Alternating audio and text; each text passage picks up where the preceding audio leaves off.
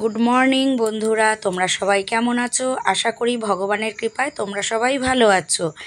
তো আমি সোনার তরী আবার একটা নতুন ভিডিও নিয়ে আমি তোমাদের সামনে চলে এসেছি। তো আজকে ঘুম থেকে উঠেই একদম তোমাদের সামনে আমি চলে এসেছি। তো ঘুম থেকে উঠেই দেখো আমি আগে বিছানাটা তুলে নিচ্ছি। একদম কিন্তু আজকে কিন্তু আমি ঘর থেকে বেরোইনি, জাস্ট ঘুম থেকে উঠলাম। আর এখন বাজে সকাল 4:45। 4:45টার সময় আমি ঘুম থেকে উঠেছি, উঠেই আগে বিছানাটা তুলে নিচ্ছি। তো আমার বিছানা তোলা হয়ে গেছে, আমি চলে এসেছি বাসন নিয়ে কলে। রাতে যে খাওয়া দাওয়া করেছি সেই সব বাসনগুলো সব রেখে দিয়েছিলাম, তো সেই বাসন নিয়ে চলে এসেছি আমি কলে।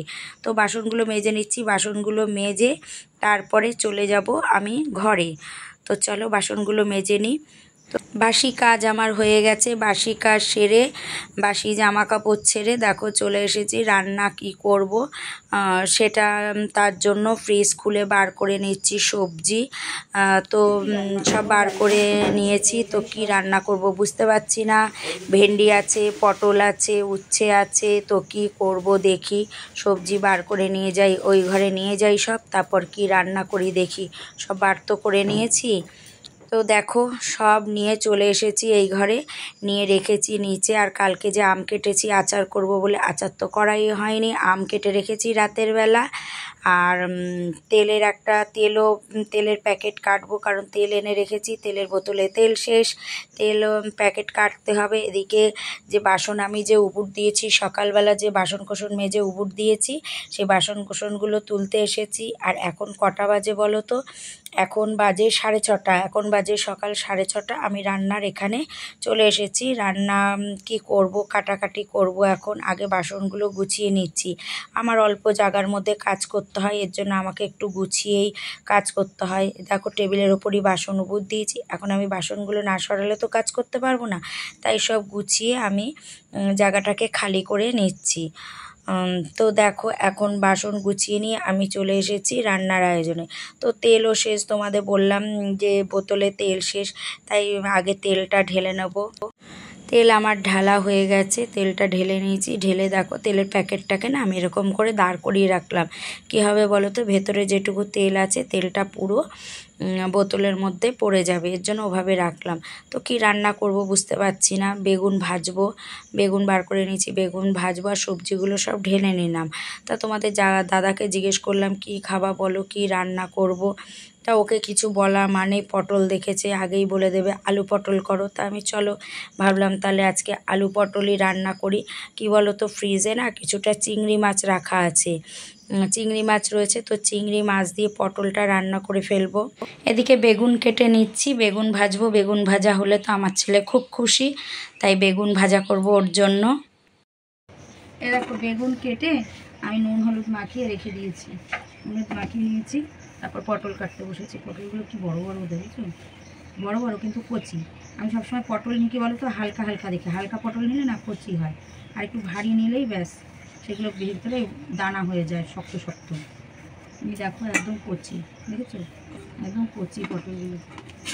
সমস্তটা আমি কেটে গুছিয়ে নিয়েছি। বাবা কড়াইয়ের তেল গরম হয়ে গেছে, দাঁড়াও আগে বেগুন ভাজাটা কড়াইতে।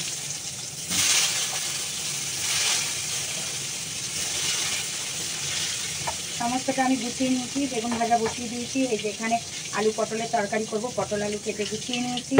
আর এখানে করব হচ্ছে গিয়ে ভেন্ডি ভাজা, সেটাও কেটে নিয়েছি। আর আলু পটল করব চিংড়ি মাছ দিয়ে, তো চিংড়ি মাছ বার করে রেখেছি। আর এখানে টমেটো, একটা পেঁয়াজ আর এই আদাটাকে ঘষে দেবো, ব্যাস এই দিয়ে আলু পটলের তরকারিটা করবো। ঝাপা থালাটা কোথায় গেল?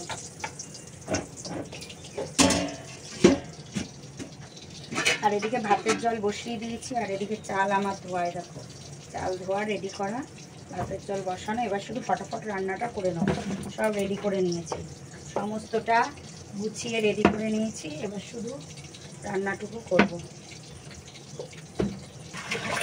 আমি জল শেষ। এবার তোমার বাবাকে বললাম জলটা ঢেলে দিতে, ও আবার জলটা ঢেলে দিচ্ছে। তারপরও এদিক দিয়ে করো, কাজ করো।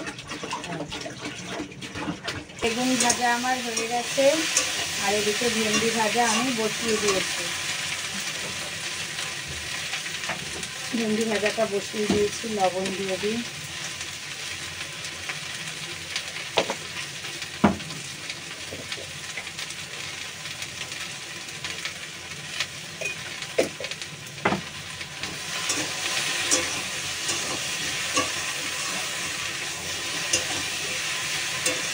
ভাজা আমার হয়ে গেছে, ভেন্ডি ভাজা হয়ে গেছে। ওদিকে তেল বসিয়ে দিয়েছি, আলুটা ভাজবো। আগে না আলুটা ভেজে নিই, তারপরে পটলটা ভাজবো।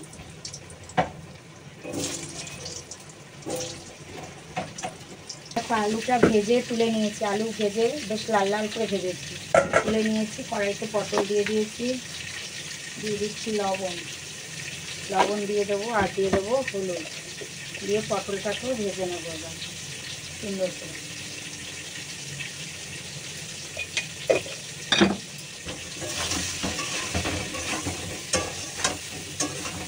এই দেখো আলু পটল ভাজা আমার হয়ে গেছে। আর এদিকে না আমি এখন চিংড়ি মাছটা ভাজা বসিয়েছি, চিংড়ি মাছটা ভাজা বসিয়েছি। আর ভাত আমার হয়ে গেছে, ভাত আমি ওপর দিয়ে দিয়েছি।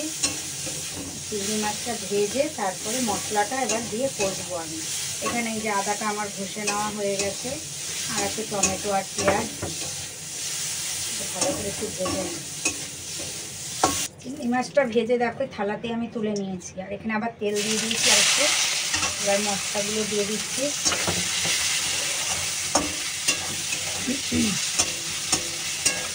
দেখো এর মধ্যে আমি কি কি দেব।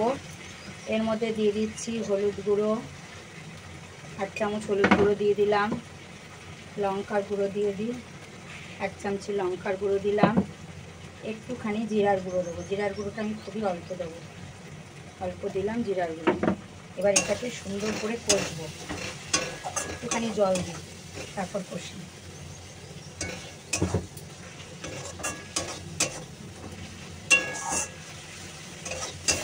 মশলাটাকে সুন্দর করে কষে নিয়েছি। এবার সব এই যে দিয়ে দেবো, সবটা দিয়ে দিলাম। এখানে না অনেকটা তেল কাচিয়ে দিই, অনেকটা তেল, বললাম না অনেক তেল দিয়ে আমি না পটলটা আর আলুটা ভেজেছি, অনেকটা তেল দিয়ে। দেখেছো থালার মধ্যে কত তেল। এবার এটাকে সুন্দর করে কষবো।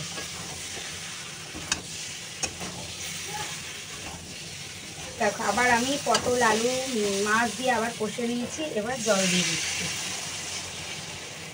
দেখো আমার আলু পটলের তরকারি হয়ে গেছে, দেখেছো কি সুন্দর কালার এসেছে, দেখো দারুণ হয়েছে। তরকারি হয়ে গেছে, তোমাদের দাদাকে খেতে দিয়ে দিয়েছি। দিয়ে দেখো আমি কড়াই বসিয়ে দিয়েছি, আরেকটা কড়াই।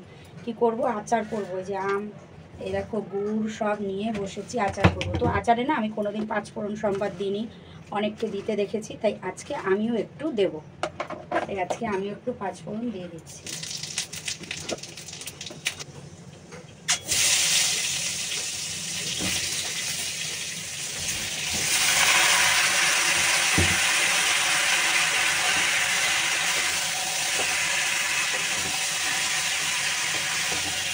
দিয়ে দিচ্ছি আমি একটু লবণ, দিয়ে দিয়েছি লবণ, একটু হলুদও দিয়ে দিয়েছি, একটু হলুদও দিয়েছি। দেখো আমি সুন্দর করে নাড়াচাড়া করে নিয়েছি। এবার দেবো এই যে গুড় দেবো। এবার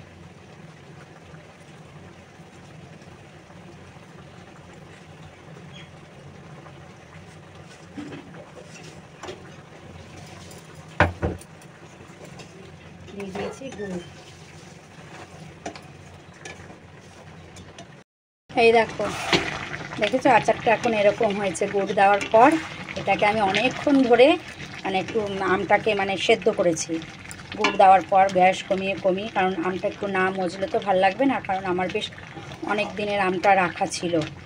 শক্ত শক্ত হলে আচার খেতে ভালো লাগে না, আচার যদি শক্ত হয়। তো এখন আচার আমার কমপ্লিট। তো এতে আমি কি দেবো বলো তো, এই দেখো আমার মশলা করে রাখাই আছে, এই মশলাটা এখন আমি দেব। আচারের মশলা 1 চামচই দেবো, বেশি দেবো না। এবার এটাকে নেড়ে নেব সুন্দর করে। এতক্ষণ না স্ট্যান্ডে লাগিয়ে করছিলাম, আর এখন হাতে ফোনটা নিয়ে নিয়েছি। আমি তো আচারটা বসিয়ে সবার ভিডিও দেখছিলাম, সবার পরিবারে একটু ঘুরতে গেছিলাম, বুঝেছো। চলো এবার আচারটা নামিয়ে নেবো। আচার আমার কমপ্লিট। দেখো আচারটা ঠিক এমন হয়েছে, দেখেছো আচারটা ঠিক এমন হয়েছে দেখতে। গুড় আমার পুরো লাগেনি, ওই যে গুড় রয়েছে, আমি রেখে দেবো ফ্রিজে।